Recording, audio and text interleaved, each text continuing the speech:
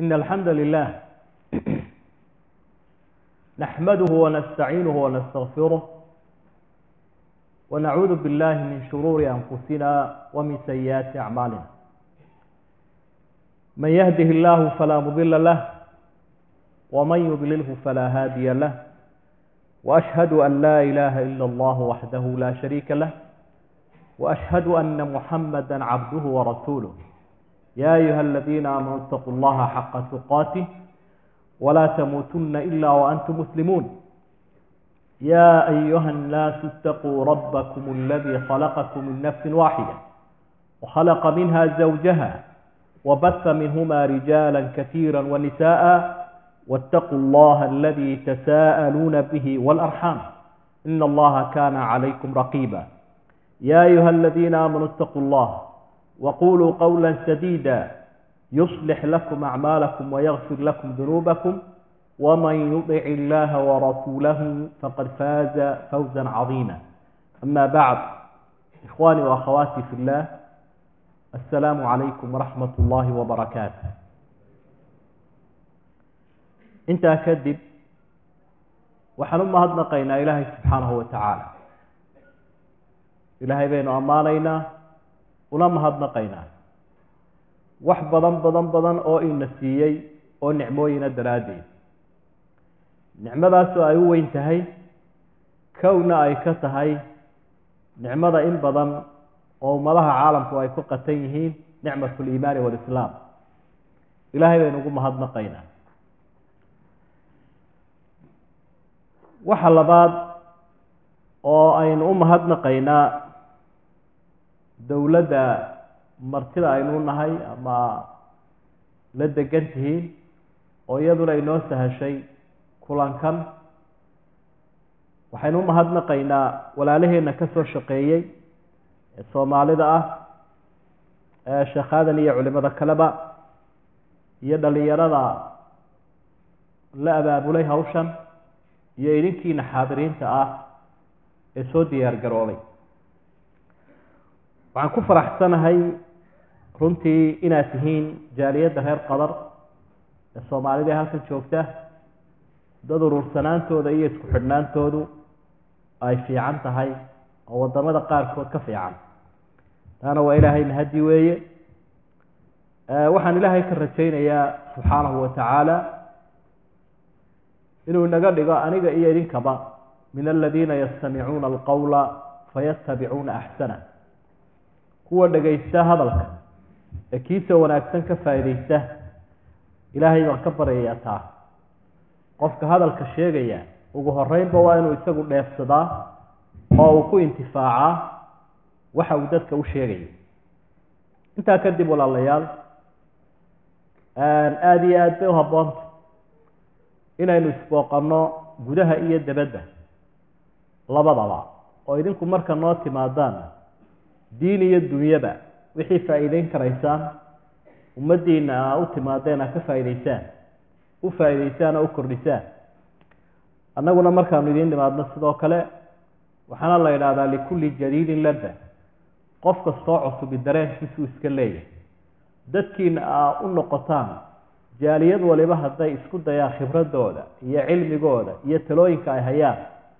bulshada ay ka soo jeedaan intay kulamo la yeeshaan waddankii inay wax ku kordhiyaan, waxbay taraysaa runtii. taasina waa mid aan idinku baraarujiyey. mawduuca caawa ama kelmadeenna guud ahaan sidaa culimaduba ay sheegeen, waxay wax ka sheegaysaa qoyska. maadaama doorkii hore qaranka laydinkala hadlay, arrimaha qaranka iyo dhismihiisu waxau noqonayo, waxaa munaasib noqotay qarankii qoysas buu ka kooban yahay. qoysku haddii aanay hagaaginna qaranku ma hagaago. sidaa daraaddeed qoyska inaynu wax ka nidhaahno siduu islaamku u toosiyey ee u tiiriyey. waxaan horreysiinaynaa ugu horreynba qoysku halka uu ka bilaabmo oo ah guurka xalaasha ah, iyo guurkaa inaynu ka soo qaadano nusuusta dhiiri gelinaysa iyo faa'iidooyinka uu leeyahay. guurka mabaaxiska iyo qodobada laga hadlaa way badan yihiin. dhinaca marka la eego thaqaafada caamka ah iyo dhinaca axkaamta labadaba. guurku tacriif buu leeyahay iyo tilmaan, xukunna wuu leeyahay, xikmad ku jirtana waa leeyahay, aayada iyo axaadiis ku soo arooray, shuruud iyo arkaan. dhinacaynu caawa ka eegayna waa xikmadda guurka, xikmatu zawaaj. waxaynu runtii mawduuca ugu horreysiinaynaa. waxaa kasii farcamaya tarbiyaddii awlaadda, xuquuqdii labada qof isku lahaayeen, silatul arxaam iyo qaraabo xidhiidhintii, xaqii waalidka. waxyaabahaasoo dhan waxay daba taagan yihiin arrintan guurka. saa daraaddeed bay dow noqotay in mawduuca halkaa laga bilaabo.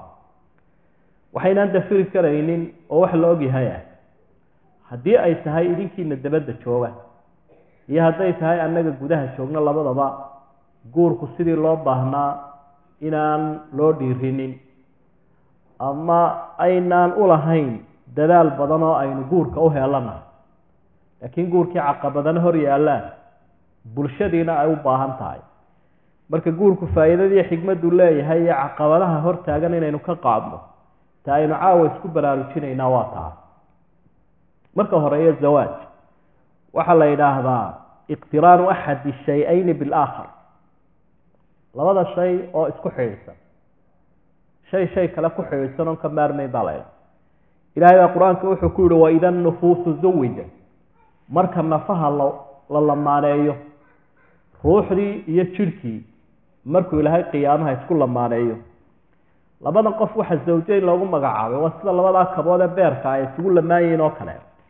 midina ka kale la-aantii ma soconayo, kama maarmayo. rabbuna subxaanah qur-aanka wuxuu ku tilmaamayaa sunnada nolosha inuu yahayba guurki. subxaana aladii khalaqa alaswaaja kullaha. ilaahay baa xumaan ka hufan lamaanayaashoo dhan abuuray. wa min kulli shayin khalaqnaa zawjayni lacalakum tadakaruun. shay walba waxaan ka dhigay baa ilahay uhi lab iyo dhadi, bal inaad ku cibro qaadataan oo hoos u eegtaan. dhirta, xayawaanka, bani aadamka,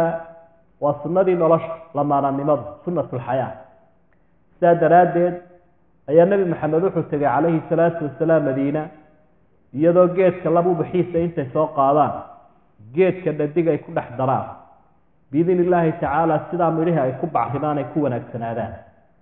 waa kii yidhi malaha haddaa iska daysaanna wuu bixi lahaa. markii la iska daayeyna midhihii beeruhu way xumaadeen. nebiga way u sheegeen calayhi salaatu wasalaam, antum aclamu biamri dunyaakum, arrimihiina adduunyada idinkaa yaqaana. ee geedkii labaa iyo kii dhadigaa sidii ay isugu baxriminayseen halkii kasii wada. guurka markaynu usoo noqono faa'iidooyinkiisa, faa'iidooyinkaasi waa faa'iidooyin fara badan. faa'iidooyinkaasi waxay leeyihiin qaar xagga adduunyada ah, iyo qaar xagga aakhiro ah, iyo qaar ruuxda ah, iyo qaar jidhka ah, iyo qaar qofka ah, iyo qaar bulshada ah. intoo dhanba faa'iidooyinkaa waxaa ka mida tacmiiru lard. haddaynu dhex galaynu bilowno in dhulka la camiro, oo ilaahay caalamkan markii uu abuuray subxaana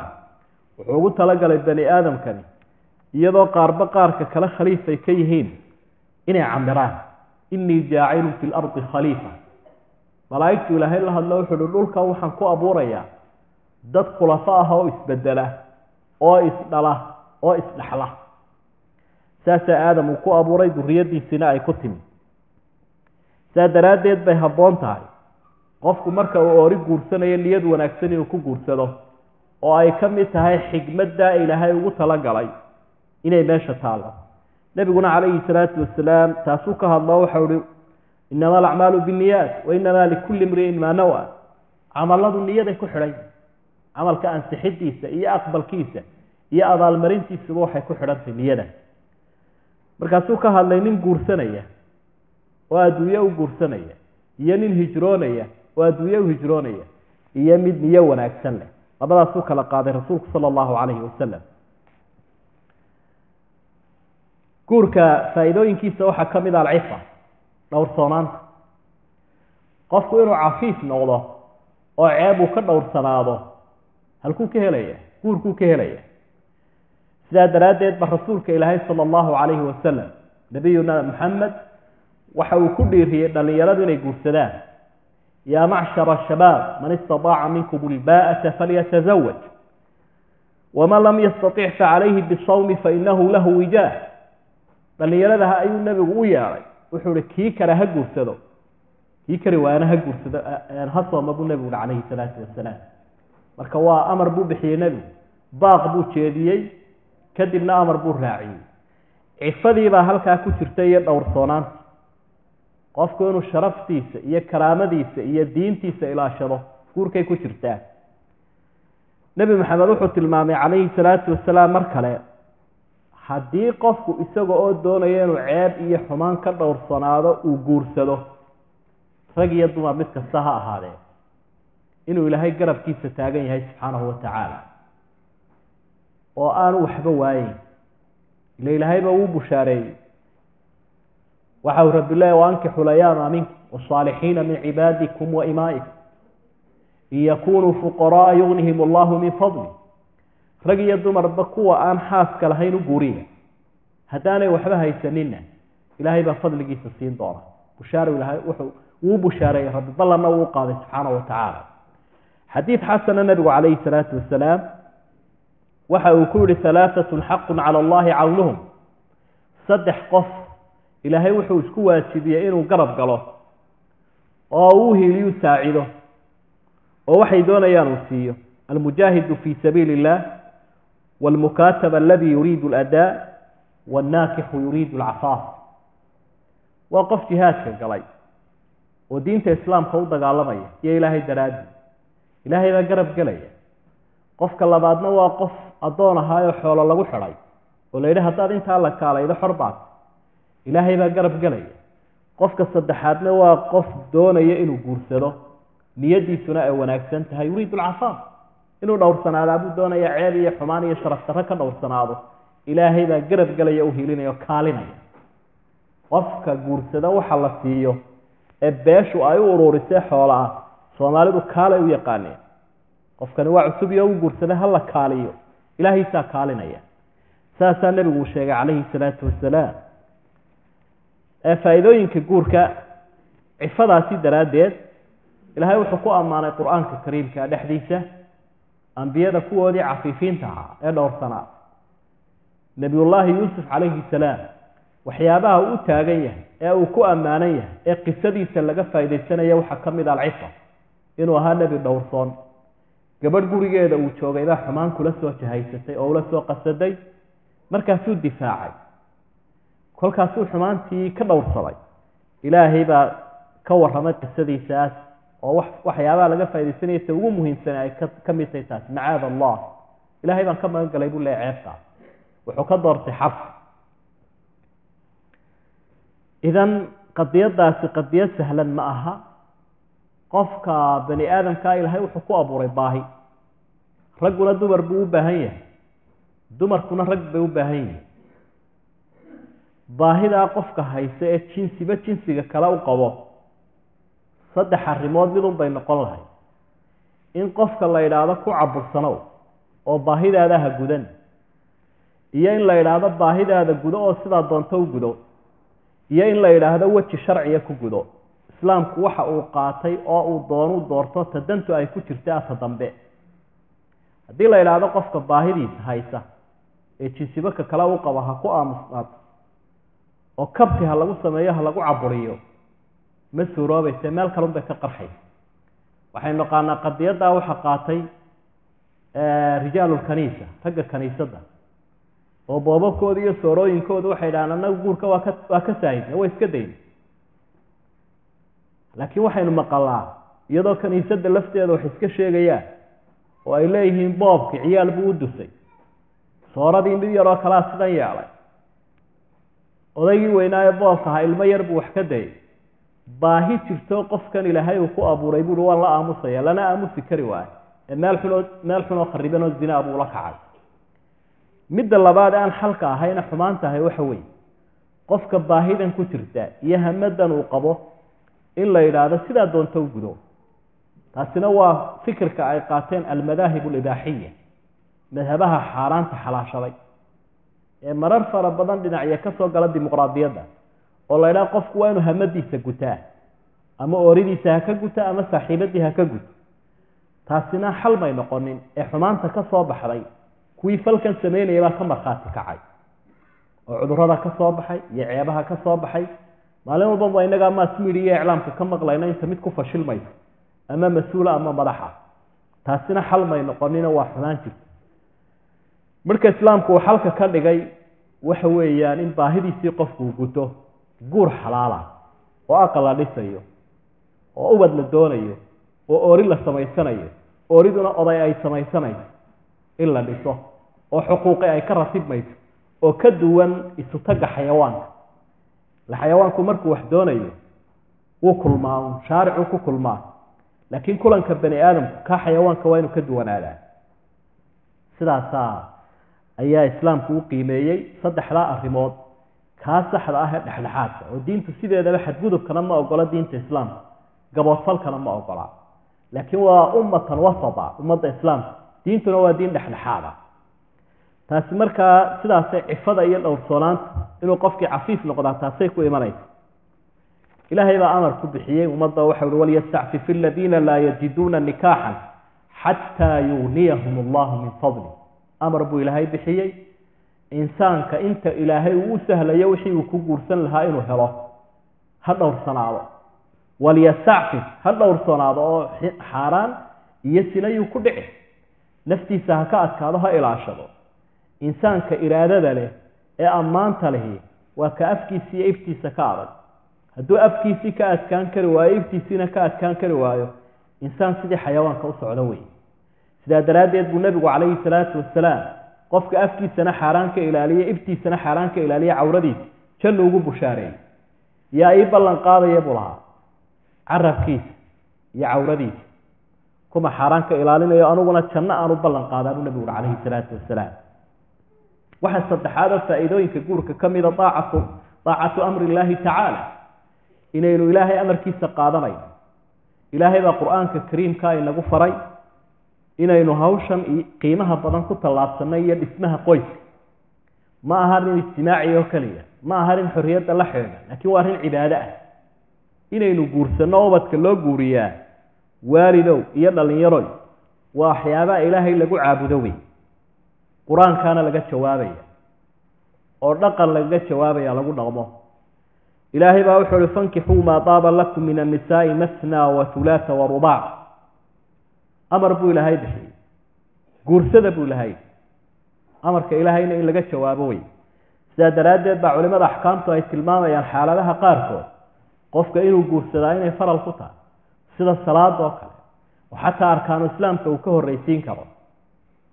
inankii waxa uu masalan haystaa adduunku ku guursan lahaa wuxuu ka cabsanayaa sine iyo xaaraan inuu ku dhaco waxay culimmadu isweydiiyaan iyomuu horraysiinayaa inuu soo xajo oo xoolaha uu haysto uu ku soo xajo iyo inuu ka guursado wuxuu horraysiinayaa guurka xajkiina wuu u dambaynaya maxaa yeele xaaraan buu ka dhowrsanaya naftiisii buu ilaalinaya arkaanu islaamkii baa laga horraysiiyeyba amarkan ilaahay baa la qaadanaya wuxuu alla tilmaamay asturnaanteenu inay taa ku jirto labada qof ee isku lamaane xaaska isu ahina dharay xidhanayaanu yahay midibaka kaluu dhar u yahay iyo hugiis hunna libaasun lakum wa antum libaasun lahun waa siyaabaha ugu qaalisana qur-aanku u jeclaysiinaya dadka guurka xaasku dumarku dhar bay leeyihiin aa caybta ka gashanaysaan iyo qaawanaanta iyo kulaylka iyo qabowga ninkiina sidoo kale xaaskiisa waxa uu yahay hugiisa iyo dharkiisaas oo kale dharku wuu ku qurxiyaa ceebtu kaa ilaaliyaa ammaan iyo sharaf buu kuu yahay dhibaatooyinkaad ka dugsataa oo aad ka weheshataa waa ammaan qur-aanku oo ammaanaya guurka dhiiri gelinayana si cajiiba dadku caalamkan aynu ku noolahay waxyaabahay doondoonaan bay ka mid tahay asacaada fi lxayaa nolosha dhexdeeda inay helaan nasasho iyo nafis iyo deganaansho wuxuu qur-aanku tilmaamay in laga helayo guurka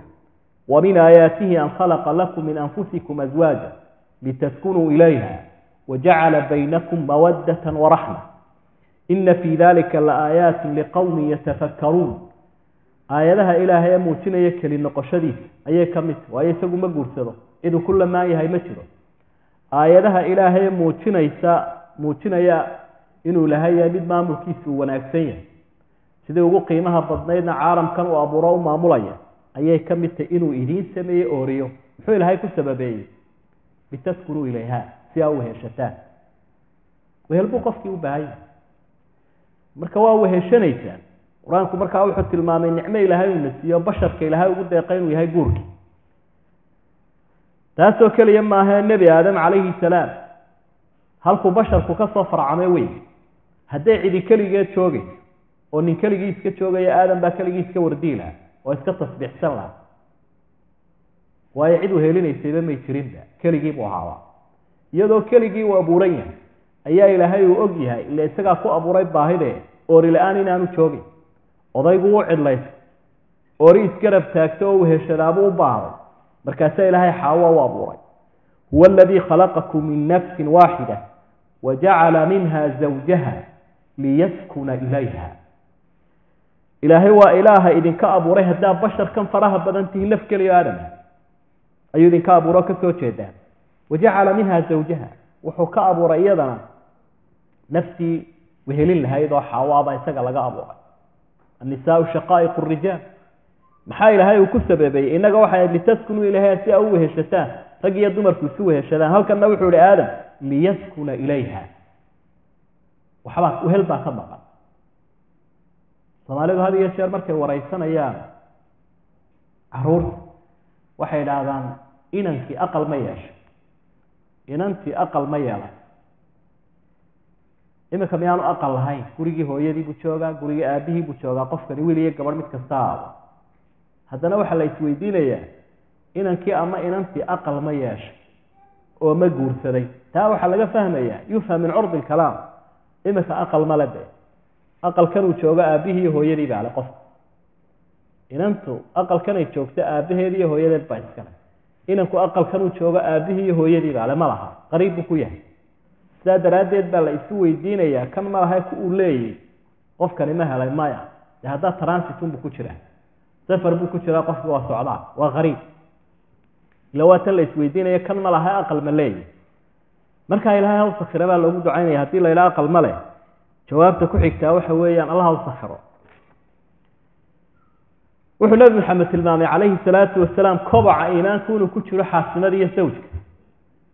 inuu qofku guursadu lamaano yeesho wiil iyo gabadh mid kasta haado iimaankiisa buu dhamaystiraya guurku xadiidku waa xasan wuxuu nabigu uhi man tazawaja faqad istakmala nisfa aliimaan falyattaqi illaha fi nisfi albaaqi qofka guursaday lab iyo dhidig mid kasta haado ila wiilkuna wuu guursadaa gabadhuna way guursataa labada cibaaraba waa la isticmaalaa qur-aankuba uu tilmaamay sida ninku wax u guursaday inay gabadhuna u guursato xataa tankixa zawjan hayra ilaa ay nin kale guursatada ilaahay u leeyahy waynu idhaahnaa heblaaye ma guursatay iyo hebel ma guursaday marka hebel baa guursaday heblaayaa guursatay labadoodii way isguursadeen waa erey saxiix isna wuu soo guuray iyana way soo guurtay geedibay galeen markaasaa dibudejin lagu samaynaya way isla degayaan markaa qofka guursada buu nebigu faqad istakmala nisfa aliimaan iimaanka barhkiibuu dhammaystiray falyattaqi illaaha fi nisfi albaaqi barhka kalun ilaahay kaga cabsado diintaadii barh baa lagu ilaaliyey oo intee cawro iman lahayd intee ceeb iman lahayd intee dhacdhac iman lahayd qayb dhan baa diintii ku dhammaystirana barhka kalun ilaasho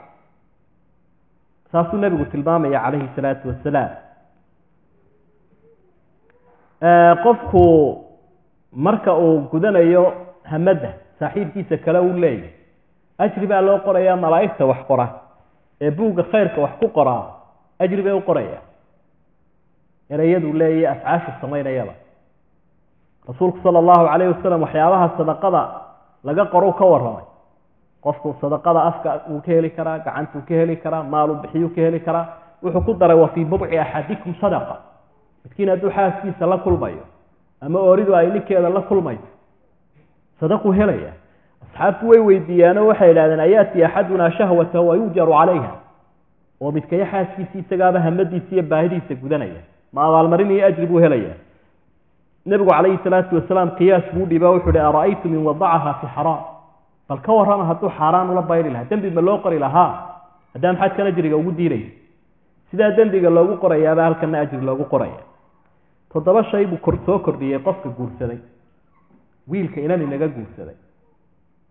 toddoba shay buu soo kordhiyey marka u horeeya axsana nafsahu min alwuquuci fi zina naftiisii wuxuu ka ilaaliyey inay sina ku dhacdo xaaska uu guursadayna taasoo kale u ka ilaaliyey ishiisii buu ceeb ka asturay iyo ishii xaaska gabadha uu guursadayda ilaa ishuna inay sinaysataa buu nebigu xadiis saxiixa ku xusay calayhi salaatu wasalaam qofka xaas yeeshay ishiisu way dhowrsoonta wuxuu nebigu xal ka dhigay midkiin hadduu arko gabadh hadduu arko oo naftiisu ay yaro raacdo ooridiisii ha u tago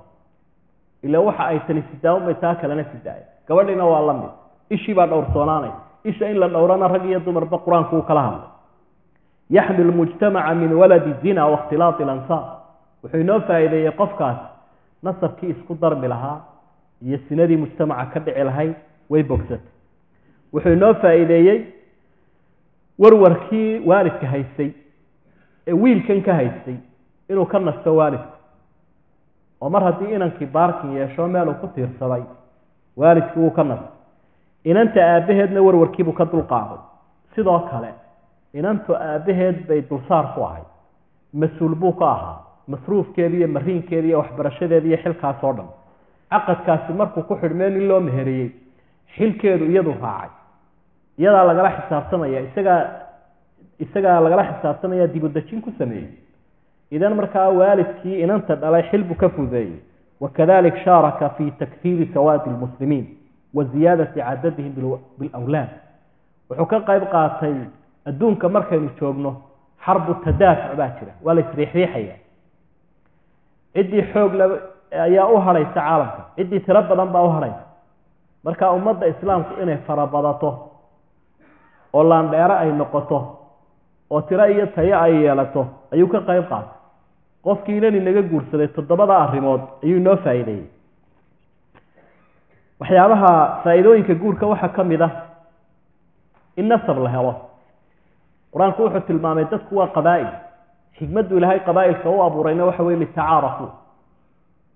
inaa khalaqnaakum min dakarin wa untaa wajacalnaakum shucuuban wa qabaa'ila litacaarafuu si ay isu garataan oo abtirsiima ay u jirto abtirsiimada halkee laga helaa laba qof hadday sina ku kulmaan oo ninku gabadhu la kulmo walad ka dhalo dariiqo sinaa uu kaga dhalo abtirsiima ma jirto way dhacdaa soomaalida mararka qaarkood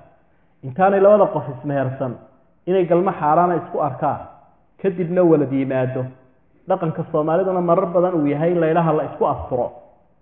waladkaa isagee meherka ka horreeyana la idhaahdo waa meherka horreysiis sooma dhacdo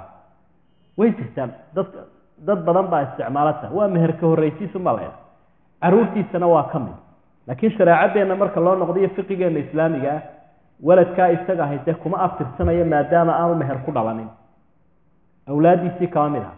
marka abtirsimadani waxay ku imanaysaa in guur yimaado faa'iidooyinkay ka midta ilmihiina inuu cid uu ku abtirsado helaan wax weyn waxyaabaha ugu badan ay ka cawdaan dadkan haya ee xanaaneeya caruurta wadada laga helay ama shaarica ee meelaha lagu ururiyo la xanaaneeyo ee la kobciyo wax la bare xataa la isku dayin diintoodaba la hagaajiyo waxyaabaha aada uga cawdaan waxaa ka mid a waladku markuu roonaadu weynaado su-aalaha ugu horreeyuu na weydiinayaa waxa weeye ay dhalay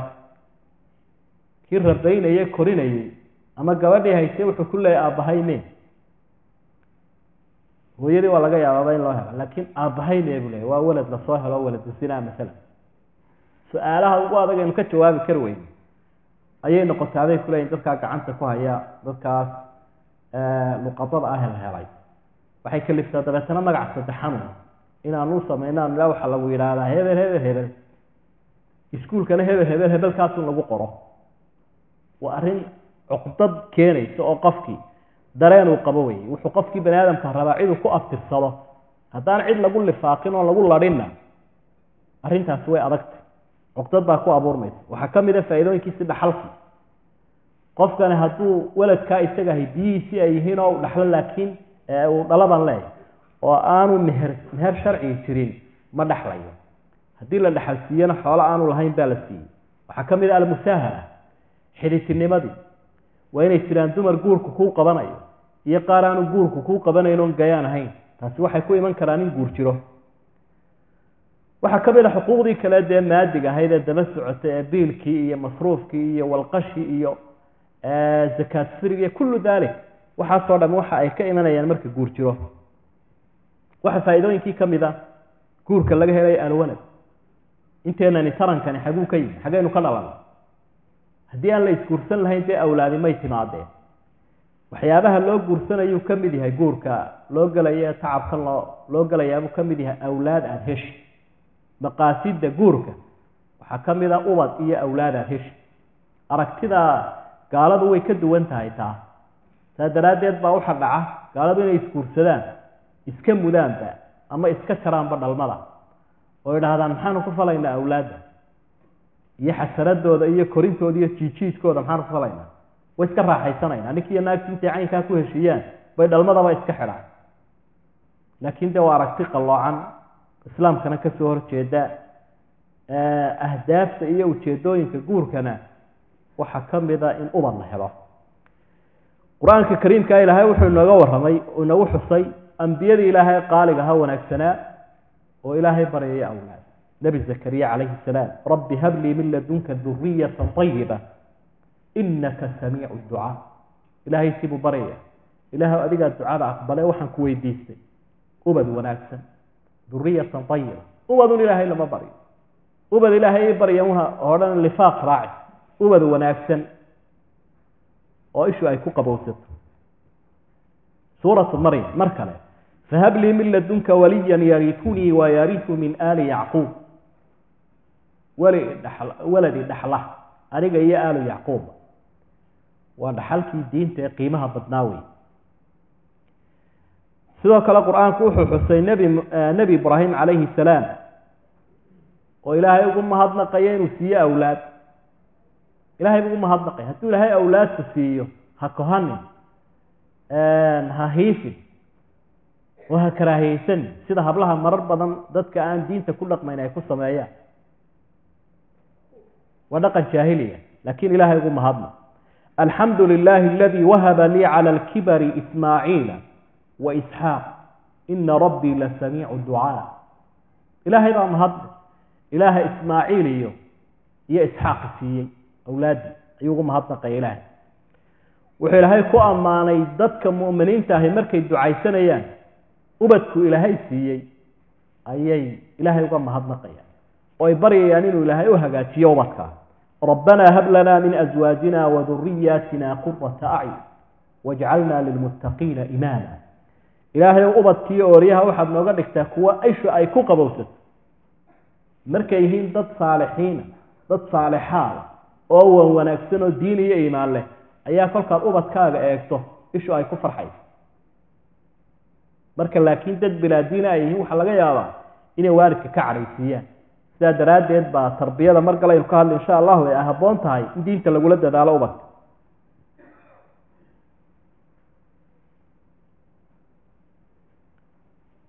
ubadku ama waladku waxa weeye camalkaaga oo jira oo sii socda oo cimrigaaga oo sii socda waa magacaaga oo sii jira isku mid ma aha iyo jeer qofka ubad ka tagay adduunyada ee laga farcan yahay iyo ka aan cidiba ka farcan qofka hadaan cidiba ka farcamin magaciisa uu iska haraa laakiin hadii awlaadu ka taga rag iyo dumar mid kasta adana waa lagu aftirsanaya waxa rag oo qura lagu ma aftirsadee de dumarkana waa lagu aftirsadaa Soomaa waxay bahib laayeen maqala magacyada Soomaalida qabaa'il waaweyn ayaa la yiraahdaa bahebel وأمضاً قبيلوين دبا بهب الليل أما بهب لايو إسلام با مقع لوغا دغايا لوغو مقع بخينايا هبر كذا با Soomaalidu ku maqashaa Soomaa habartaas odaygii ma aha waa hooyadii weyneyd horeysay way odaygiina sidoo kale waa lagu aftirsanaya marka taasi waxa weeye magacii waalid oo sii jira amalkiisii oo sii jira way adigoo dhinto caalamkan ka tagay ayaa dad wanaagsan oo saalixiin iyo saalixaad ah dadka tagtay amalkaaga ku soconaya sida qofka beeshanka loo siiyo ayaa amalkaaga ku soconaya nabi maxamed calayhi salaatu wasalaam waxa uu noo tilmaamay qofka marka uu dhintay in amalkiisii go'ayo maxaa haray ku haray maxaa kamid ah walad saalixun yad'u lahu walad wanaagsan oo ku soo duceeya faa'iidooyinka guurka waxaa ka mid ah tarwiixu nafsi wa inaasuha naftii inay raaxaysatay nasato horena waynu usoo ishaarnay nebi maxamed calayhi salaatu wasalaam waxa uu tilmaamayaa waxyaabuhu adduunyada ka doortu ka qaatayba inay ka mid yihiin ooriyihiisa kulamaana ilaahay u xalaalay xubiba ilaya min dunyaakum halaath الطيب والنساء وجعلت قرة عيني في الصلاة الدنيا ده ماشى كوها يسانا وضوضان أنا مصدح ما نرجع عليه النبي عليه الصلاة والسلام حنو ملايين هداو حنا نصوصا مركين وآخرينه ضد بدنوس سكاها أما كيري قود اسكتها قناين يتبون دونا إن شاء الله واي نبي محمد وحو الله أنا وحا الدنيا ده هيسان وحا نرجع عليها يوم ودقونك يأوريها يجا iyo ishaydo salaada ku qabowsan anaha waxa weeye waxa badeecada ahaysa waxa udgoon baan jecel nabigu macaan kana uu jeclaa udgoon kana uu jeclaa laakiin Soomaalidu mala qaraarkiya qarmuunka jecelin qaar badan oo kamid oo inooga jeednaa balwada dadka balwada leh hadaad qaab cunto ama sigaar cabto meena qaraar iyo qurmuun u ahayn daqaadkiina waa qaraar sigaarkiina de waa uraya nabigu laakiin calayhi salaatu wasalaam inay ku dayanaa ayaa waajiba waxa uu jeclaa udgoonka iyo macaan hadiyadaha aan la celinayn buu ku darayay udgoonka marka udgoonkaasaan jecelay ooriyahayga xalaashana waan jecelay buu nabigu calayhi salaatu wasalaam inuu ninku xaaskiisa yidhaahdo waan jecelahay Soomaalidu waxay u qabaan yara badownimo iyo degdege way fiican tahay xaasaskaygaan jecelay buu nabigu calayhi salaatu wasalaam ishayduna waxay ku qabowsataa salaada oo cibaadadana ishayda ku qabowsatay buu nabi maxamed yiri calayhi salaatu wasalaam marka halka waxaad ka arkaysaa wa sukuunu nafs way labada qof waxa la yiraahdaa sheekadoodu way kala daashaa ilaa labada isqabay xaaska mooyaan labada isqabaa waxa ay 24 saacadood bay wadi karaan oo intaas oo maalmood bay wadi karaan oo sheekadu ka maranayn laakiin waalidkaana ha ahaatee dadka u saaxiibsantiina ha ahaateene waxa jeceshu waqtiga ila wada qaadanaysan inuu tirsanaado oo sheekadii iyo wixii awoodawaydi ka soo maranaya laakiin labadan qof waa laba dharifo ah oo isku dhex jira saadaradeed ma kala dhamaanayaan waa wehelka dhabta ah sida horaba aynu soo xusnay nabiguna calayhi salaatu wasalaam uu tilmaamayo waxyaabo adduunyada ka doortay baynu faa'iidooyinka waxa kamid ah tafriiq alqalbi min tadbir almanzil wasiiba ninki labada qof noloshoodu way iskabay fil kharij wa dakhil wa nolosha caadiga ah dabiiciga ah marka loo noqdo weeye ee fidrada islaamkana waafaqsan iyo abuurka saliimka oriduna meel bay ku wanaagsan odayguna meel buu ku wanaagsan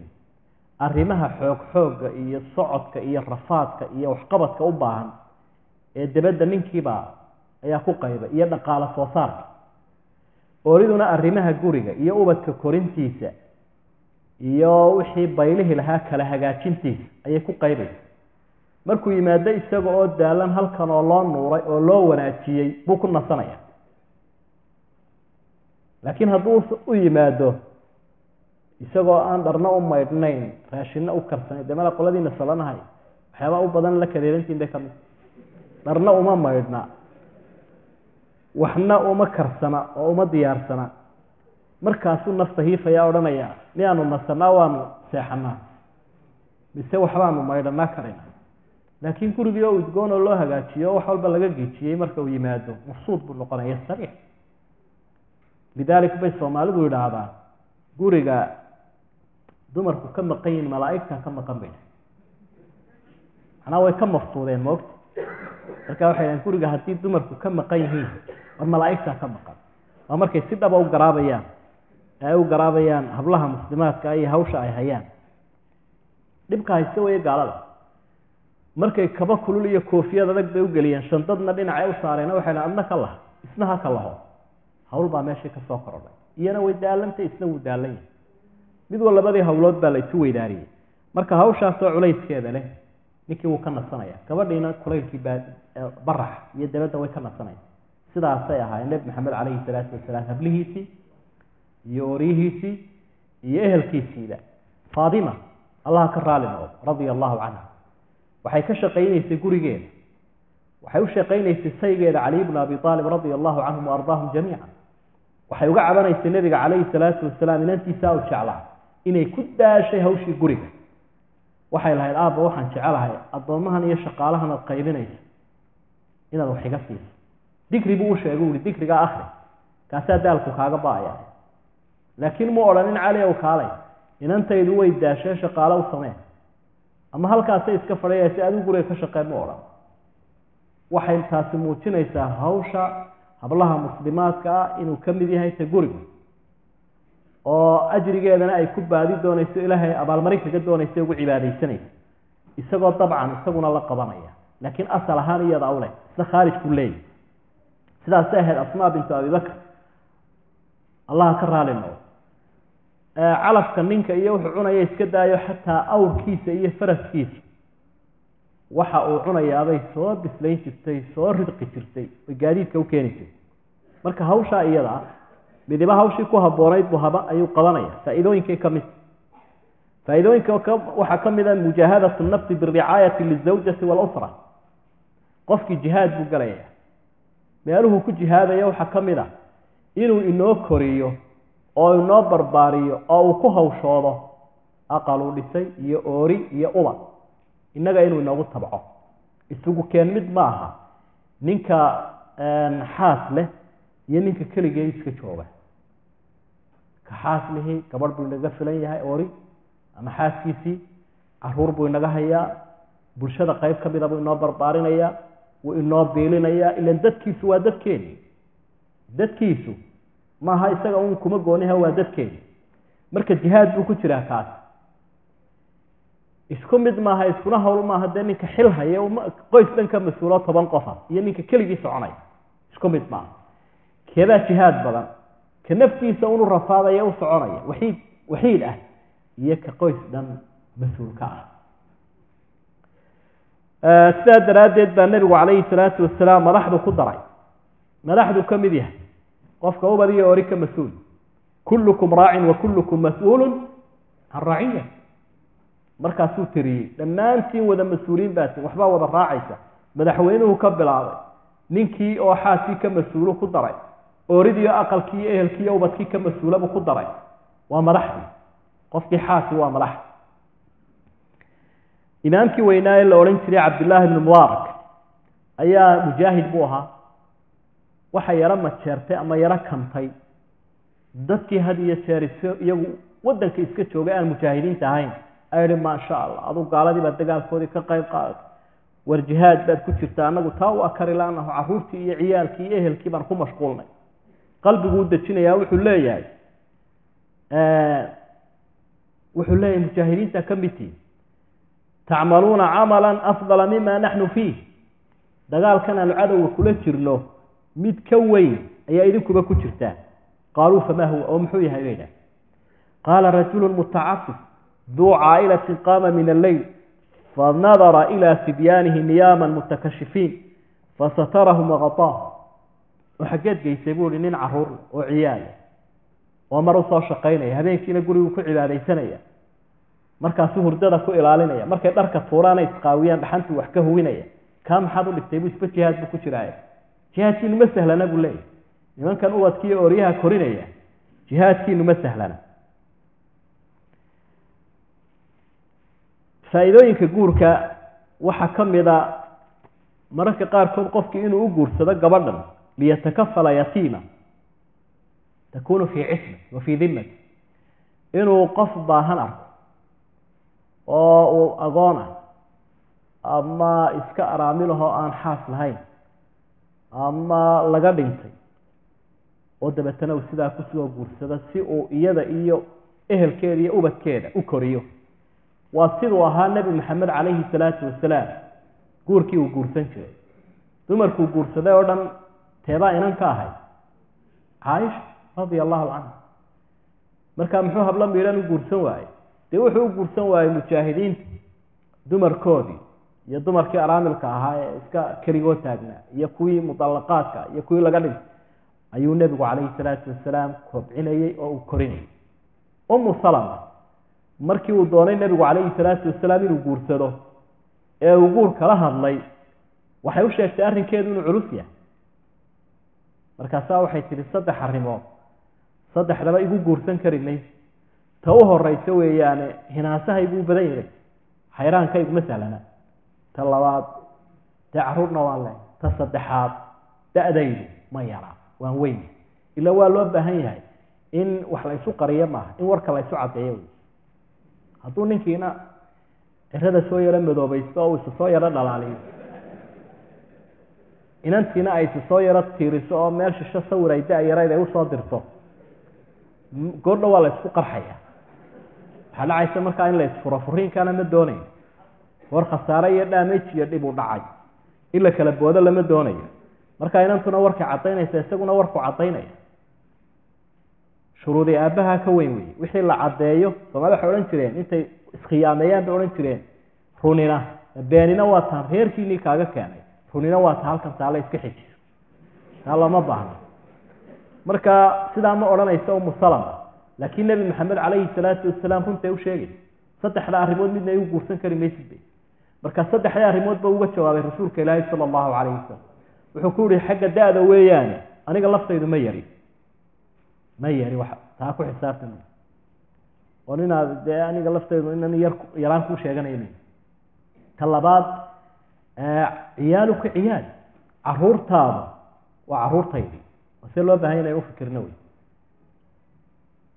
marka waxaan kugu guursanayaaba waa caruurtaa walaalkayga dhintay uu dhalay inaan xil qaado ta hinaasahana ilaahay baan kuu baryayo waan kuu ducayn doonaa waa laga fuuday marka halkaa waxaynu ka arkaynaa waxyaabaha loo guursanayay ka mid wain khiftum an laa tuqsiduu fi lyataama fankixuu maa daaba lakum min annisaai mathna wa hulaasa wa rubac aayaddaa markay fasiraysa radia allahu canha caaisha waxay leedahay ayadda waxay ka warramaysaa nin agoon ka mas-uula hablo agoona oo si uu u daryeelo guursanaya kuwa guurkoodu xalaasha u yahay isaga xigto u ah oo mas-uul ka ah laakiin waa gayaano wuu guursan karaya sharcigaa u banaynaya marka wuu guursanaya taasoo kale ka hadlaysaa bay le aayadda waxyaabaha cajaa'ibka ah waxaa ka mid ah salafuna saalix iyo dadkeennii wanaagsanaa ay u guursan jireen ninku inuu gabadha u guursado diinteedii iyo cilmigeeda iyo cibaadadeeda si wax uga faa'idaystada dadku waa laga yaabaa inay arrin adduunye uun isu guursadaan laakiin salafku qofku wuxuu odhan jiray maxaad ka macaashaysaa gabadha aqoonteedu u guursanayaa si uu cilmi uga barto si uu cibaadada uga barto nin baa wuxuu guursaday xaaskii uu ka dhintay ama ka shahiday cumar bnu khadaab radia allahu canhu fasu'ila kayfa tatasawaju bimra'atin kaana taxta cumar xaaskii cumar bnu khadaab maxaa kuu geeyey ayaa lagu yidhi wuxuu ku jawaabay tasawajtuha liaclama layla cumar bnu khadaab habeenkiisii si aan u garto cibaadadii cumare habeenkii si aan ugu daydo oo oridiisii aan uga faa'iidaysto siduu u cibaadaysan jiray cumar ilaan oridiisina way ka dhaxasho way cibaadaysanaysa taasa xaaska ay geysay cibaadadii cumar bay kolley haysaaye halkaad adigu odhan lahayd hebel ma ragga qaarkood odhan lahaa hebel xoolihii ay kala timid bal ayaan islaantaa la eegaya kiishadda ayay wax ku haysaaye isagu waxa uu leeyahay cibaadadii cumar baa islaanta ku dhal kolley way soo koobi garaysay marka taasaan aan u ka faa'iidaysanayaa wax kale meesha uma gelin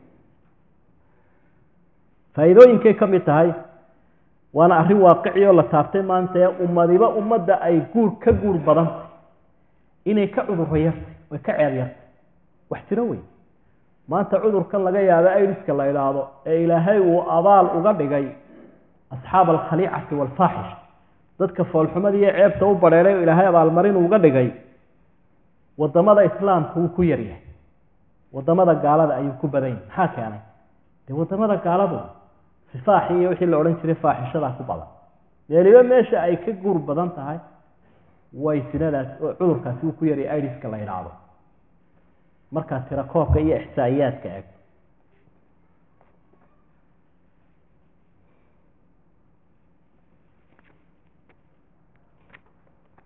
faa'iidooyinka guurka runtii kuwaasi waa ka mid weeye waa faa'iidooyinka la xidhiidha dhinaca ruuxda iyo diinta iyo taranka waxaa jira diraasado ummadaha kale ay sameeyeen ummadaha xataa aan islaamba ahayn qaar badan oo ka mid ah oo diraasada sameeyey waxna ka akhrii kartaa waxay ka hadleen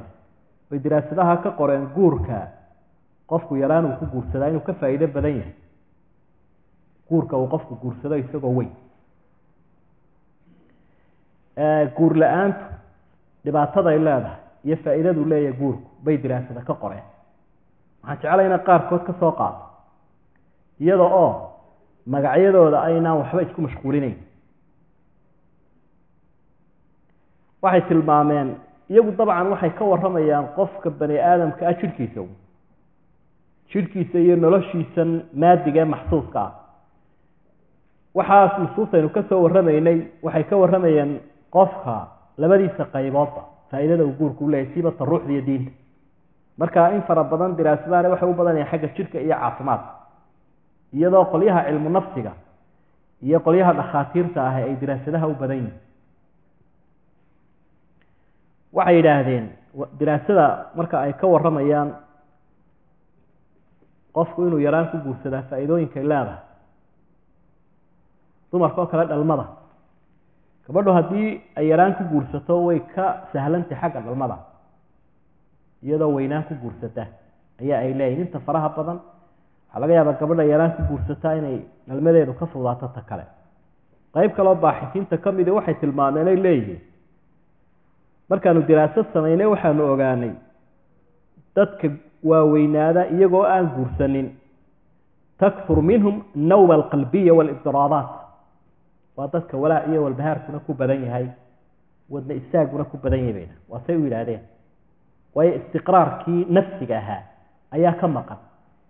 halkan aynu inagu umuurtan ka helayno qur-aanka kariimka iyo diinteenna ayaa iyagu intay iska barbarmareen baa diraasado dheer ay sameeyeen bay kusoo helayaan marka dambe wixii waxyigu sheegay ilaahay baa wuxuu tilmaamay litaskunuu ilayha wehelkii iyo raaxadii ayaa qofkan ka maqan bay leeyihin taa aayaddu sheegto ayuunbay ogaadeen akhiiran diraasadaha waxaa ka mid a ay sheegeen ana alinsana almutasawid akharu qudratan cala alcataa waalibdaac qofka had iyo jeer guursadaa waa ka badan yahay bay idhahdeen xagga fikirka iyo inuu wax soo kordhiyo qofka kale bay yidhahdeen waa say u yidhaahdeen wa ana almar'ata akharu qudratan cala alxanaan waalcaatifati waalcataa gabadha guursataa way ka naxariis badan tahay oo way ka bixin badan tahay way ka caatifad badan tahay bay idhahdeen gabadha aan guursan sidaa daraaddeed baa waxa ay leeyihin ina gayra almutazawijiina min kibaari sini cindahum muyuulu cudwaan binisbatin akara min gayrihim dadka had iyo jeer ma guursatadaah way iska yaro raalli noqon doonaan dadka aan xaaska lahayn ilaa anigu maan qorina dad baa qoron ka soo warinaya une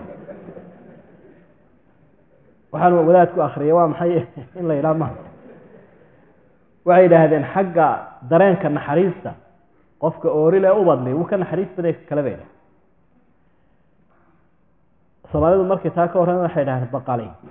baqasha baasha la yidhaha mana dhasho wax dhalana ma jeclabay macnaa naxariis daray malaa ka yara arki waaye marka waxaa ku jira baydhan xoogaa yara naxariis dara ah waa diraasadahay sameeyeen gaaladu wa cindahum maylu liltafarudi waalcusla limukhaalafati lisunani alkowniya wa sunani alxayaa waxa uu qofkaasi iska jecel yahay altafarud waalcusla inuu gooni noqdo oo cidlo u baxo ila weligiiba maqsin buu iska xidhaa weligiiba xasarad ma arag wax qaanado ma arag wax la sheekaysa wax su-aala meeshaa yaru soo xidhanay markay qaar ku soo ururaan idaaya buu leeyahay haygu booqina markaa dadka noocaas oo kale ay had iyo jeer taasay jecel yihiin diraasad Britaniya lagu sameeyay iyo jaamacad Denmark ku taala oo la yiraahdo Aarhus waxa ay leeyihiin waxaanu ogaanay dadka yaraanta ku guursada ubadkooda inuu kana cimri dheer iyo kana caqli badan yahay dadka waaweynaanta ku guursada xagga dakaaga caruurta maskax badnaantooda iyo cimri dheeraanta diraasadda aanu caruurta ilaa 10 kun oo arday 10 kun oo yar ku sameynay taasaan ku soo ogaanay beeda diraasadaha qaarkood waxa ay tilmaamayaan jirka qofka bani aadamka inaanu isku mid ahayn xagga guurka وقتيه وفائده بدن yahay ay jirto xayawiyadiisi uu leeyahay حول العشرينات ومركه 20 كيه maraya ama wax yar dhaafo taqriiban hadii waqtiga uu dhaafana سيؤثر على خلايا الجسد وعلى النطفه وعلى البويضه وبالتالي سيكون هناك احتمال لمشاكل نفسيه جسديه تصيب المواليد حتى inuu guurku qofka kadib dhaco weynaanu ku guursadaa waxay saameyn kartaa beeday unugyadiisa jirka iyo candhuuftiisa taranka iyo ugxanta hooyada iyo ilmaha oo saameyn kara intaba wuxuuna isugu soo ururaysaa inay ka marxaati kaceen taa nabigu calayhi salaatu wasalaam faman raqiba can sunnati falaysa minni qofka sunnahayga nacabu nabigu calayhi salaatu wasalaam aniga iga mid maaha sunnihiisana guurku ku sheegay inuu ka mid yahay marka qofku inuu guursan waayo sunnaha nabiga nacaa ee dhibaatooyinkaas ka soo bixi karaya kulay diintu waa nasiixa dhinac walba waxbay ka sheegaysaa tajaaribka ummadani ay gaadheen ay ku gaadheen wuxuuna ka marxaati kacaysaa waxigu wuxuu inoo sheegay qadiyada jinsiga iyo inay labada qof hamadooda gutaan si xalaal ah ay u gutaan nusuustu kama xishoonin ee quraan iyo xadiisba way ka warrameen taasoo markaa la tilmaamayo qiimaha uu leeyahay daraadeed loogu soo qaaday waxiga nimanka gaalada waxay wax ka qoreen jinsiga xalaasha ahay faa'iidada uu leeyahay amadiisa uu qofku gudanayo lamaaniisa xalaasha ku gudanayo faa'iidada uu leeyahay waxay sheegeen inuu yahay cilaaj lil araq wa ahsanu qurf munawwir qofku inuu xaaskiisa la kulmo ama lamaaniisa xalaasha uu la kulmo waxa ugu badanayo haddi ul qalb wa yukhaffif al ihbab warwarka qofka iyo walbahaarkiisa iyo walaaciisa dajiya inuu ka mid yahay baa ay sheegaan waata nabi maxamed tilmaamaya calayhi salaatu wasalaam wuxuu marka qofka xabaasha la dhigo hadduu yahay qof wanaagsan oo imtixaankii ka baxa maxaa la odhanayaa nawmat alcaruus seexo sida uu seexdo qofka caruuska ahi inuu deganaansho leeyahay baa xadiidka laga qaadanaya aanu lahayn ka kale marka waxay leeyihiin qofku marka qalaq badan iyo warwarkiyo waxaas ay ku yimaadaan lamaaniisa inuu la kulmo faa'iidooyinka uu ka gaarayaa bay ka mid tahay deganaanshaha dhabta ah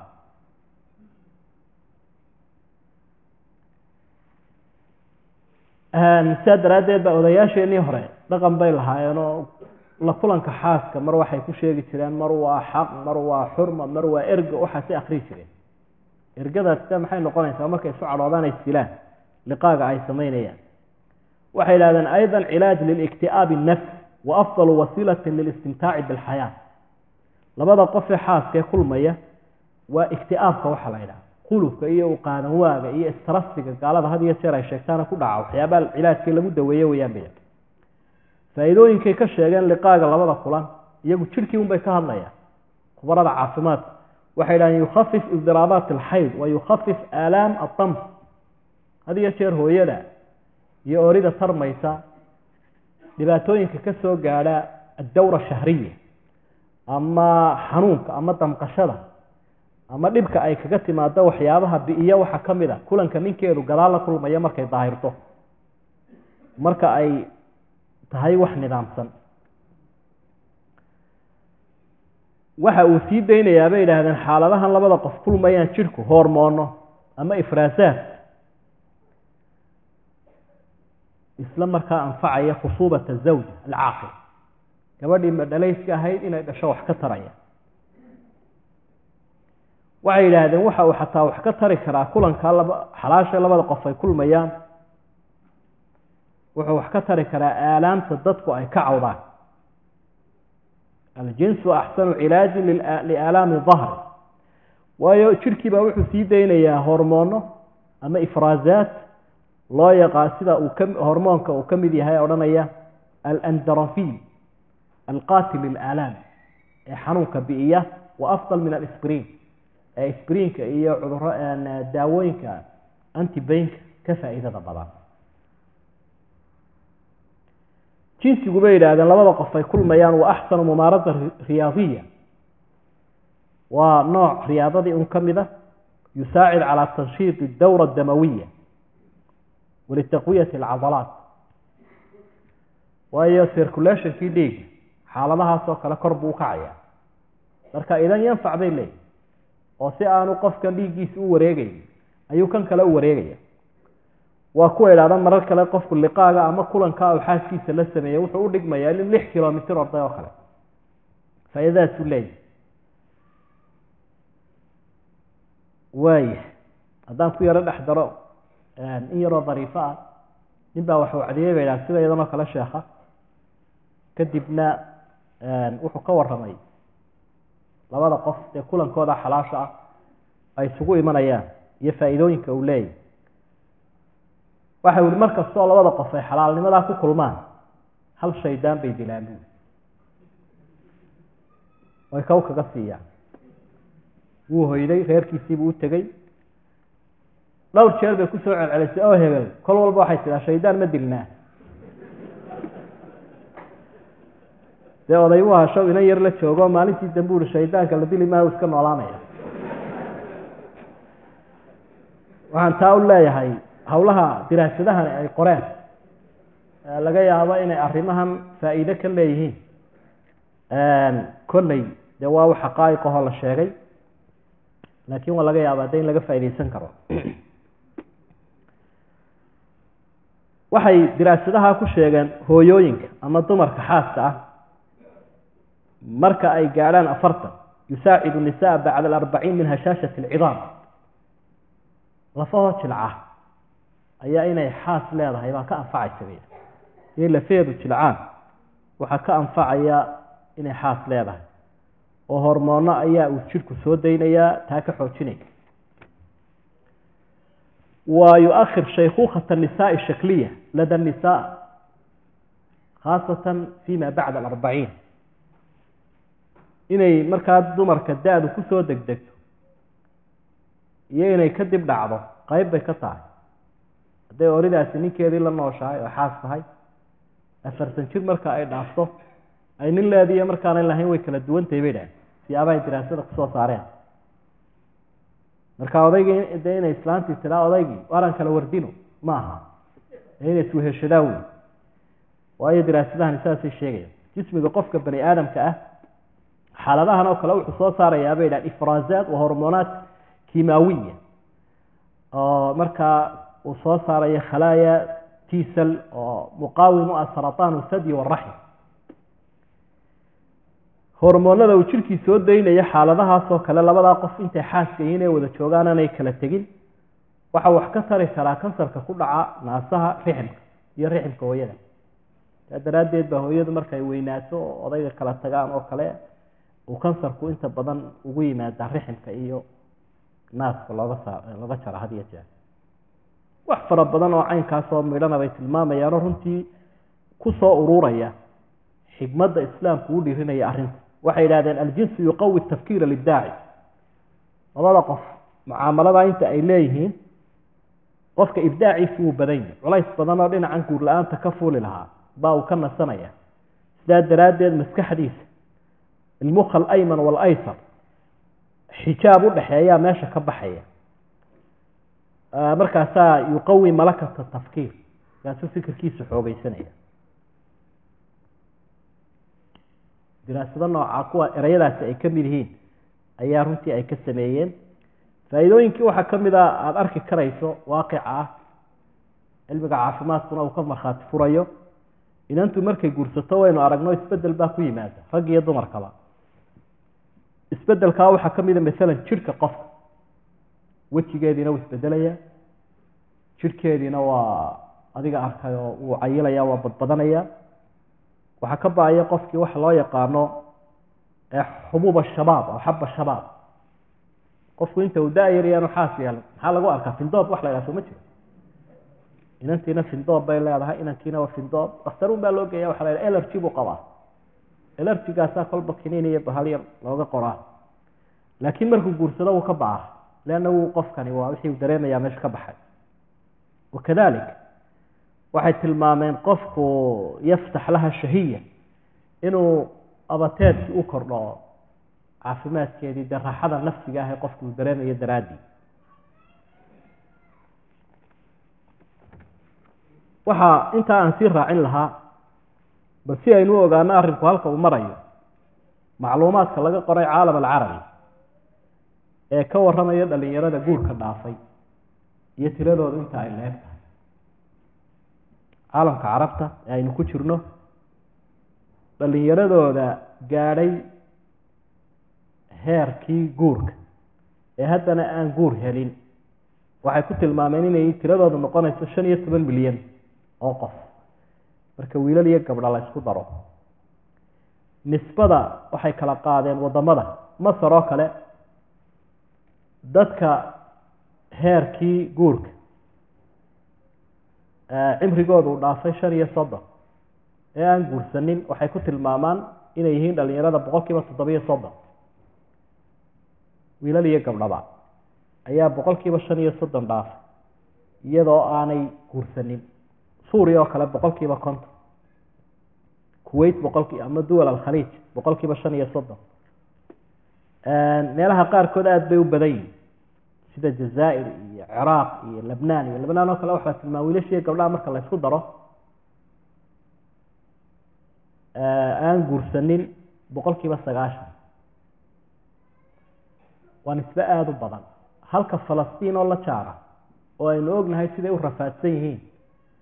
dadka gaadhay da'dii guurka ay guur laayiin 100% soo ma kala fogaa waa laba wadana inuu degan yahay baa la sheegaya wadana inuu qaxayo cabsanayo haddana qoladan cabsanaysa ee qaxaysa 100% baa dhalinyarada intii guur gaadhay guur la kuwan kalena wiilal iyo gabdho marka la isku daro 90% ayaa bilaa guur iyadoo uu barbar socdo dalaaqi iyo furiinkiina wuu barbar socdaa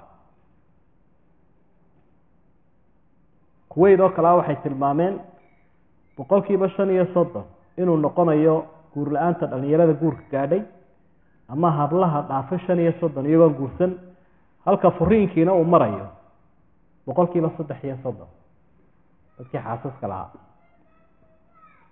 tirooyinku way badan yihiin waxaan uga socdaa un tusaale waxa ay xuseen مثلا Suudaan iyo Soomaaliya oo kale in cunuusada waxa loo yaqaan afku ma ka yar dhowrayaan waa iska garanaysaa ma fila afcalaga waa taqaaniin inuu yahay 20% soo kama yahay inagoo xayraan ka cadanayna haddana waxa la 20% bay marayaan xagga guur la'aanta dhalinyaradu 20% ayay marayaan Suudaan iyo Soomaaliya laakiin idinku xagee ku jirtaan xagga gabar mise xagga Soomaaliya waxaan oran karaa malaaliiska qolyaha gadar lagu tiriyaa idinku ka mid yihiin 5% marka anaga idinka nisbayaan maca iyadoo la leeyahay waxbaan jir waayo waxaan usoo noqon lahaa sababaha kalifa cunuusada noocaasa ama wiil iyo gabadhba inuu dhaafo heerkii guurka sababaha waxaa ka mid ah الوضع الاقتصادي وضعiga ama arinta dhaqaalaha oo ay meherkii la qaaleeyo xafladii guurka xafladii arooska tii dahabka tii dharka tii furniture-ka tii fujaanada fujaana qaar la ilaaba anaga wareeriyay wala way iska dayseen soo way jiraan wali waxa soo dhan marka la isku daro waxa laga yaabaa in kii wax iska haystay lacagta inta aynu sheegnay kaga baxaysa inay masruufi lahayd 6 sanadood 6 sanadood haday mid 150 ama 100,000 oo riyaal ay kaga baxaan ama 150 riyaal 150,000 oo riyaal dee muddo intee la eegban ilaa 6 sano reerka biilkiisa bay noqon lahayd ama 5 sanadood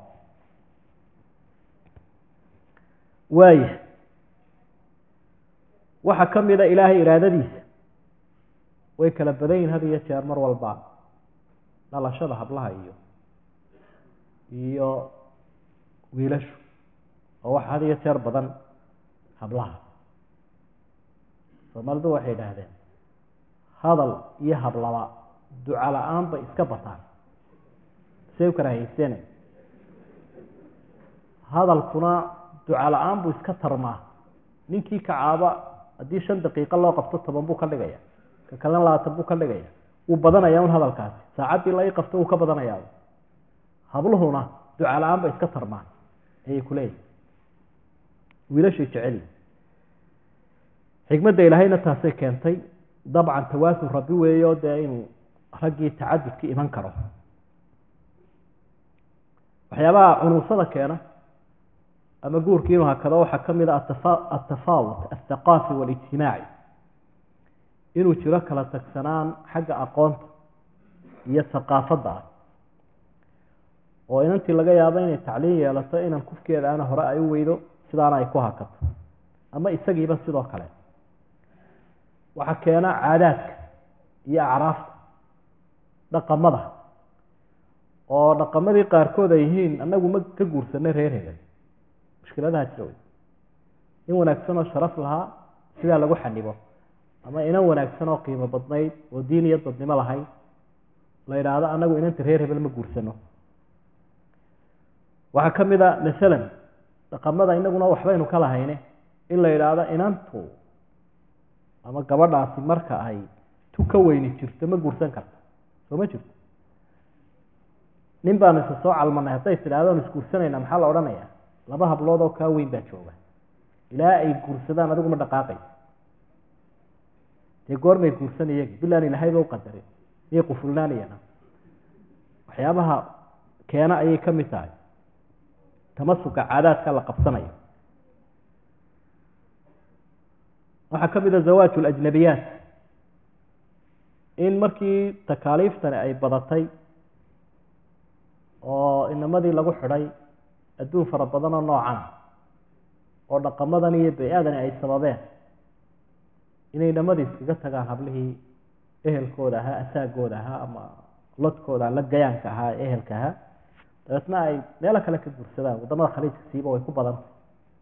qaar ruusiyaada qaar kale oo siin hindiya meelaha ay tagaan sacuudiga oo kalea la tilmaamay inay aada ugu badantay 150 iga qaaday maxay igu wareerinayeen midaan meheriyon habeenkii u dheer la galo khalaas ay noo dhamaato adaan helaya waxyaabaha waxaa ka mid a asbaab alcunuusa cunuusa ikhtiyaariya wax la yidhaahdo oo inantu inay dhaqaalo yeelato magacna yeelato bulshada dhexdeeda ka muuqato dabeetana ay tidhaa maxaad min uga baahantayda iyada qudhigeeda ay isku qancisay tidhaahdo waar allaahika alleh anigu halkaygaasaan iska jooga taa cunuusa ikhtiyaariya bay ku tilmaameen iyaduba dooratay cawaa'iqa guurka taasi waa waxyaabihii sababayay qofku inuu weynaado guurka waxyaabaha caqabadaha ku ah waxaa ka mid a qilatu daafici diini wa cadami cilmi biqiimatihi fi lislaam caqabadihii guurka wey u baahan inaynu qaadno waa dhagaxaanta hor yaalla waddada loo marayo guurka ee u baahan inaynu dhinaca u qaadno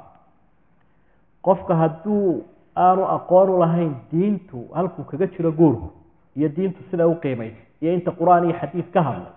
haddaanu aqoonba u lahayn uu isaga haysta arrin caadi ahoo ijtimaaciya runtii waa ka hakanaya waanu ka warwareegaya laakiin qofku marka uu garanayo meelaha ilaahay loogu cibaadaysanay inuu guurku ka mid yahay hore u tallaabsanaya waxaa ka mid a waxyaabaha guurka caqabada kuwa alinshiqaalu bidiraasa walictidaaru biha can izawaaj in aqoon lagu marmarsoodo inanku weli jaamacaddii ku jiraa inantuna weli waxbay baranaysa taa casharka aada baa uxafidsantiin baa filaya inantu weli may gaadhin maxay gaadhaa kuliyadii bay ku jirtaa inan kuliyadiibu ku jiraa qofkiina waa qof bislaaday oo guur u bislaaday oo waktigii uu qaadan lahaa raaxadiisa ku jira iyo xayaatadiisa xaaladihii aynu soo xuseynay diraasadaha ay ka markhaati kacayeen inuu guurku wanaagsan yahi marka diraasadaasi waxay keentaa in marka hore secondary lagu cudur daaro jaamacadda digrigii masterkii PhD-dii ilaa 40 sana ama 35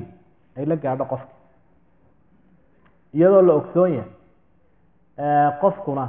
qiimeynta dadku ay qiimeynayaan inay kala duwan siiba dumarka oo marxaladaha qaarkood cimriga uu marayo qofka loogu xilanayo ama lagu jeclaanayo cimrigaa marka uu dhaafana laga yaabo dee marba marka ka dambeeya in suuqiisu sii yaraado wax jira ay oo eegmada dadku ay soo eegayaan aanay sidii un ahaanayn waxaa ka mid a waxyaabaha sababa cusuufu bacdi shabaab can izawaaji wa taxamuli mas-uuliya dhalinyaradii oo mas-uuliyadaba qaarkood ay iska karahayeystaan maxaa gabadha iyo ciyaalkeeda iyo buuqaniba igu wata waa fikirkii ama aragtidii gaalada aynu ka soo warramayna ama qofkiiba waa sida habluhu ku cawaane wiilkiiba isagoo roor buu isu haystaa weli inuu yar yahay soo wax dhaca maaha waa 20 jir oo 25 jir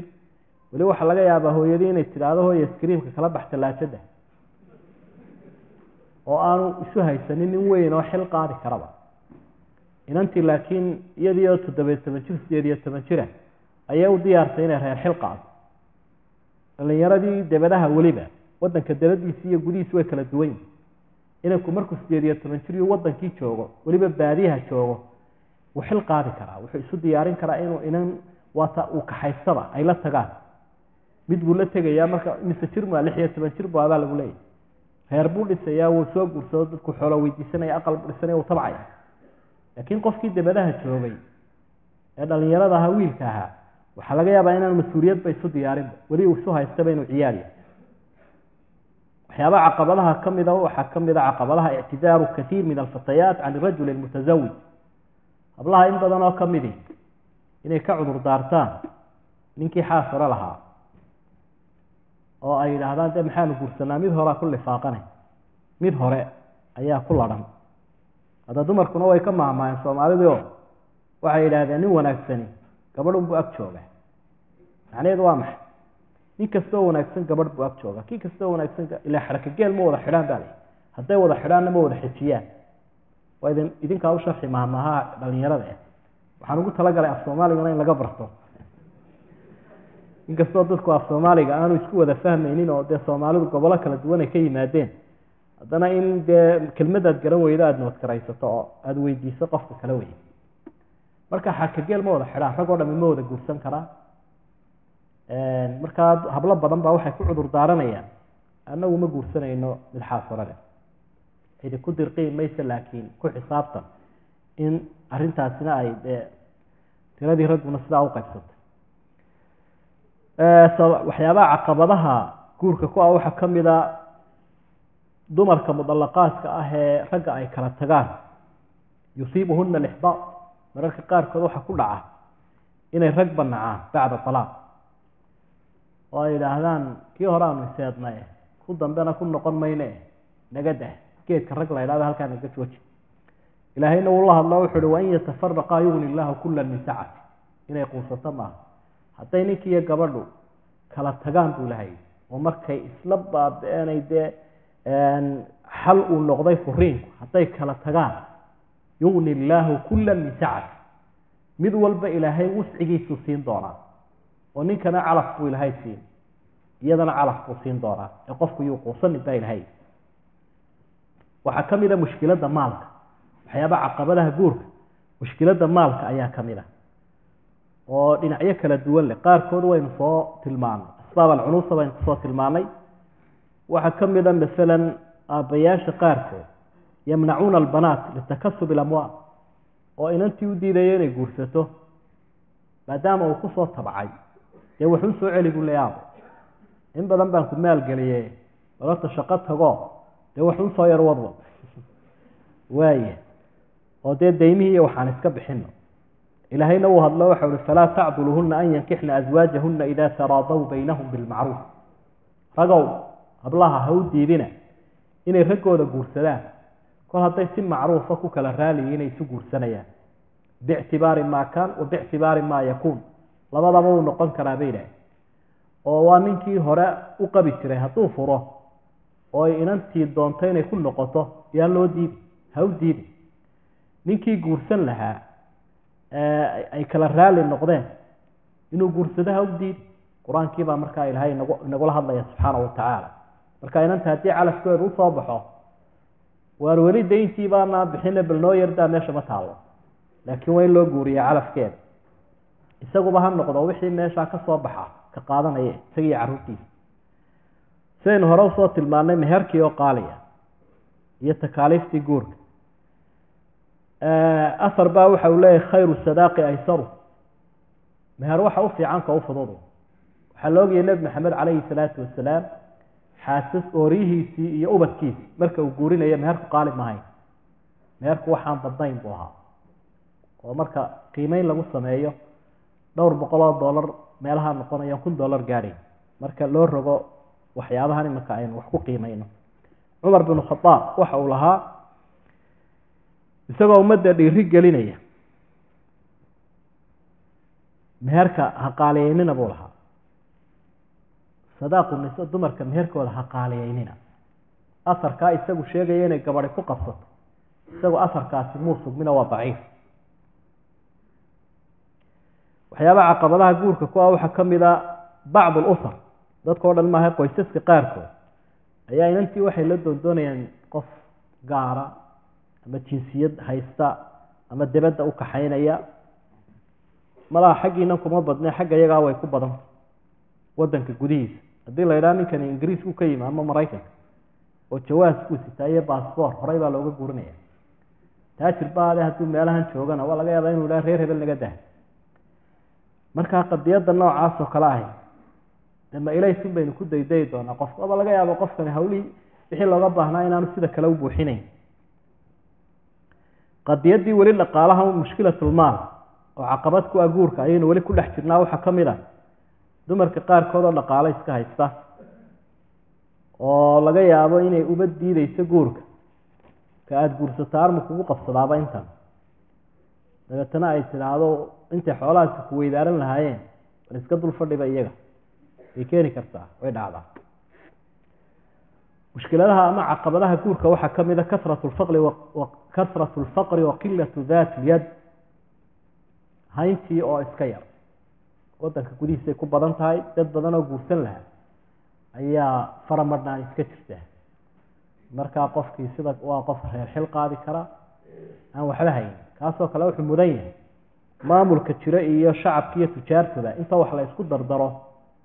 waxyaabaha ilaahay loogu dhowaanayo waxaa ka mid a in la asturo dhalinyarada oo la yidhaahdo intee daruuriya lagama maarmaan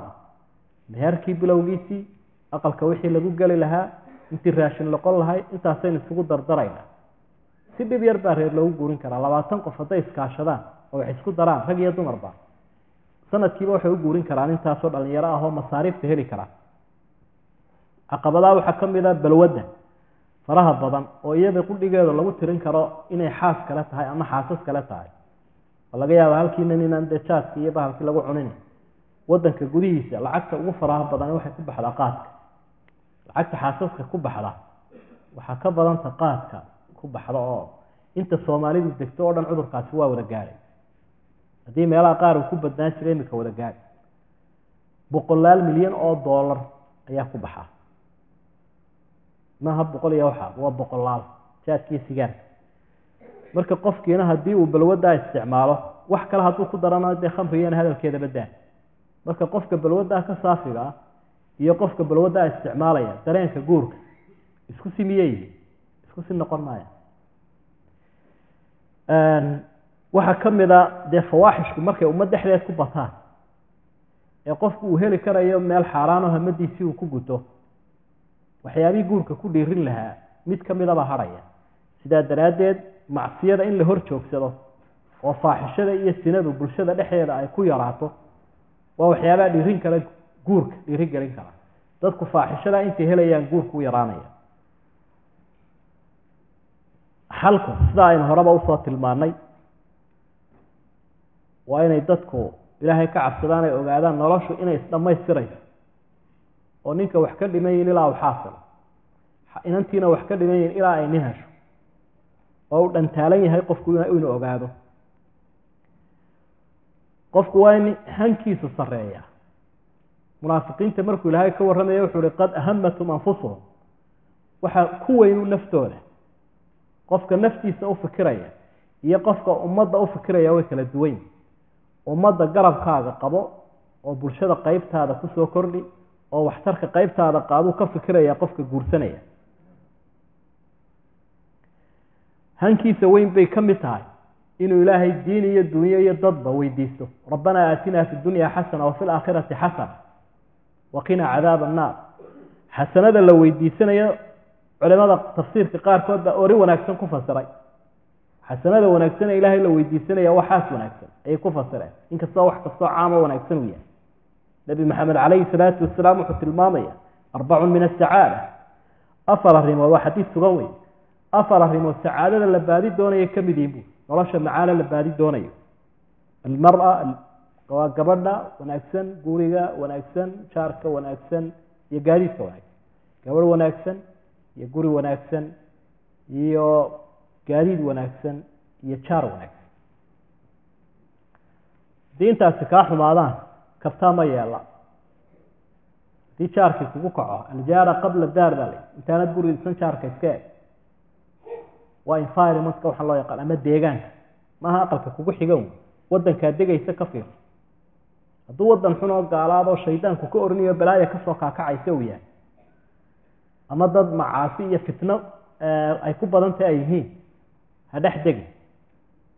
guriguna waa guri nafisoo lagu noolaan karo iyo gaadiid wanaagsan iyo gabadh wanaagsan soomaalidu way ka mahmaayeen waxay dhaha nin maalin ma gaadhin ninna sanad ma gaadhin ninna weligaa ma gaadhin soo mahmaa inaynu ku darna maaha nin maalin ma gaadhaysid bay dhahan waa ninka kaa tallaabo horreeyey haddii imika isdaba socotaan oona dee gaadhina raacin diyaaradna raacin isaguu lugeynaya adna waad lugeynaysa miya gaadhaysa ma gaadhaysid waa isdaba soconaysaa ninna sanad ma gaadhaysid haddii xoolihiisa meel fiican oo barwaaqaa u daajiyo adigana xoolahaagu meel abaara ay joogaan sanadkaa waa kala hadheen xoolihiina marka saylada la keeno adigana wax badan ku bixi maayaan isagana wax qaaliya laga siisanaya xoolo sharif buu wataa sanadkaa waa kala hadheen ninna weligaaba ma gaadhin oo ninka kaa xaas wanaagsan weligaa gaari maysid soo xikmad muhiima maaha ammaan bay utahay dumarka hadday kaa xaas fiican tahay ma gaadhaysa inahaasoo dhan waxa ay ka mid yihiin waxyaabaha xalka noqon kara guurka markaynu soo ururino waxaynu ku soo ururinaynaa guurku caqabado aada u badan baa hor yaalla hablihii iyo wiilashiina waa arkaysaa xaaladda aynu ku sugannay waxaan ka bedelnay markaynu si dhaba u wada hadallayno wey weliba sodohaha iyo hooyooyinka iyo odayaasha sodohuhu ha ka daayeen takaaliifta faraha badan iyo kharashka badan ee magaca lagu raadinayo odayaashuna ha ka daayeen magac raadiska iyo ana waykan aniga laftayda geedaan arkaysa ha laga daayo guurka xaqaa'iqa dhabtaa ha loo soo dego qofkani nolol buu doonayaa waxaa doonaysaa buu doonayaa wuu tarmayaa xafada inaad dad aad u awowto ishaadu ay ku nasato oo kuu soo duceeya inay soo baxaan baa loo baahan yahay marka wiil iyo gabadhba dhalinyarada guurka doonaysa ha la dhiiriyo waxaa laga yaabaa inantii inay hoosta ka habaarayso waalidka oo leedahay islaanta iyo odaygaasuba ku hor fadhiya inan yar waad iska helina inankiina inuu hoosta ka habaarayo marka haynoo duceeyaan daayartana waxaynu leenahay siiba inamada wiilasha mas-uuliyadiisa saara isu qaata inaa qaan gaadheen oo rag waaweyn tihiin nebi maxamed calayhi salaatu wasalaam dhalinyarada iyaga oo aan weli gaadhin 15 ayuu ka muslixi jiray jihaadka iskaga joog sida ibnu cumar iyo qorigiisii soo qaadanaya wuxuu leeyahay cadowgan xoreynaya oo la dagaalamaya nabiguna wuxuu leeyahay u kaadi weli maad gaadhin waqtigii xilka ilaahay ku saarna sanad kadib buu dagaalka galay 15 jir isagoo abu colka ugu culus ee Yurub ku doonaya nabigu calayhi salaatu wasalaam dhalinyarada leeyahay hogaami Usaama ibn Zayd 20 ma gaarin da'diisu aad bay u yaray Khalid bin Walid Ali ibn Abi Talib ragii cusla colkii ay ku jireen inay yarba hogaaminayo Yurub baa lagu doonaya inagana waxa laga yaabaa ilmi yar inuu noqdo kawma min ash-shahr kuus xayra uu eegaado oo banaanka hadii loo saaro uu dhalaalayaba mas-uuliyadna aanu isa saarayn marka ubadka waa in dhaqankeeni lagu tababaraa diinta lagu tababaraa dadka wanaagsan ee aynu ka waramayno taariikhda waa in loo akhriyaa oo aanay u egaanin kolba halkay joogaan laakiin waxaynu ahayn iyo wixii islaamku ahaan jiray salaf waa in wadka lagu barbaariyaa aada iga raalli ahaado haddii hadalka aan dadejiyey ama qaarkii fahmi weydeen wixii sawaabo ilaahay xaggiisu ka yimid wixii gefana aniga iyo shaytaanka waana ka cudur daaranaya jazaakum allahu khayran dhegeysiga wanaagsan ilaahayna waxaan ka barayaa waxaynu isu sheegnay aniga iyo idinkaba inuu inagu wada anfaco wassalaamu calaykum waraxmat ullahi wabarakaatu